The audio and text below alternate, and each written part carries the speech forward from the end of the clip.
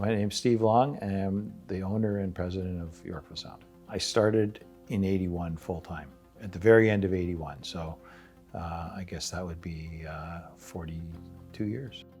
I did actually work for the company before that, so when I was 4 years old, maybe 6 years old, whatever, my dad used to bring home these little 3 pieces.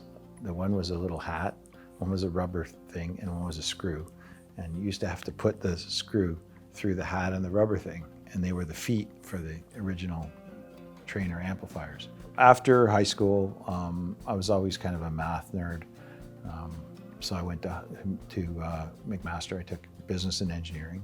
It was kind of funny because at the time I wasn't thinking about working here, but it turned out to be a pretty good fit for what I ended up doing. All through university, I was playing in bands and we were playing weekends and whatever.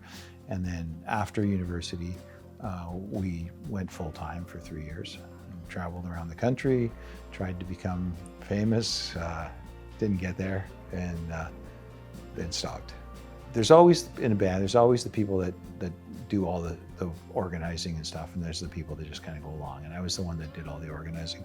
So we had this old bus, and every time the bus broke down, it kind of became my problem to figure out, how to get the bus working again. So at one point, the alternator started acting up even worse on the truck. So I was under the bus, trying to fix this, and the guys were all sitting in the bus, drinking beer and relaxing. So I go in the bus, I go, hey, can one of you guys come out and help? And they were all like fighting over it. None of them wanted to do it. And then at the end, while I was under there, I just said, oh, I'm done with this. As Yorkville started to get going, it was easy when it was 4 guys in the back making amps. As it got bigger and you had assembly lines and you had to have all the parts there at the right time, and there was a lot of sort of logistical challenges that weren't maybe dealt with as well as they could have been.